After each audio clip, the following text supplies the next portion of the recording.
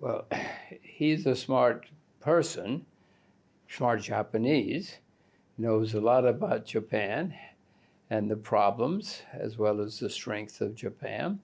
So I hope that everybody in Japan will learn that Japan is a fabulous country, but just building up higher and higher and higher debt with a declining population is not going to lead to great success. It never has anywhere in the world.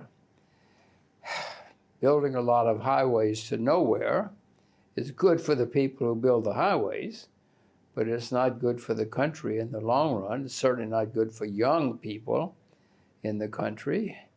So I hope that people can learn the lessons of when people can learn the lessons of history. The first lesson of history is people do not learn the lessons of history. Nobody in you read history, you see, I mean, you look at the Germans, and they invaded Russia in 1941, and you say, how could they have been so stupid? They saw Mr. Napoleon try the same thing, and it ruined him, and it ruined his country. How could they have been so stupid? It's right there in the history books, but they were still so stupid. So people do not learn the lessons of history, which is the first lesson. But I hope that everybody will study as much history, because we're all human beings. We don't change that much. We all make many mistakes. We all make many of the same mistakes our grandfathers made and our great-grandfathers made. So please learn as much history as you can, especially the history of money, because that will teach you many of the mistakes that people have made many times.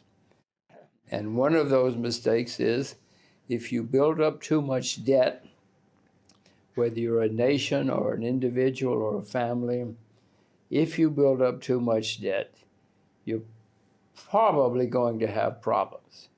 Yes, there are people who have handled debt well in history and gotten very, very, very rich, but there are many, many more that have built up too much debt in history, and it has ruined them.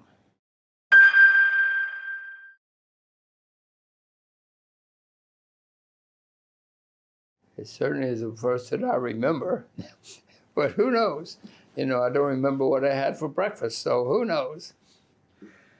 Well, I thought he was a smart person with a knowledge of economics and history and society. And so, no, I'm a fan. And I like his restaurants. I like his unagi. I like his unagi very much. No, but he understands how the world has worked in history and how it works now. And, I mean, I don't like saying it. If people make the same old mistakes that people have made before in history, they're going to suffer. He knows that. I know that. We can both see people making mistakes, and we can say, that's a mistake. They don't listen. I hope the book or he or somebody can make people understand the mistakes of history. Well, I'm very, very happy to do it, especially if people do not learn, especially, but I repeat, people do not learn the lessons of history. We can sit here and say, see, this is what has happened. People, in America, we had a president recently who did not know history, and if he knew history, he thought he was smarter than history. He didn't think history mattered, because he was smarter than history. And we once had a very smart American who said history is bunk. In other words, ignore history. I'm not going to say his name because that will color the conversation. I'll tell you later.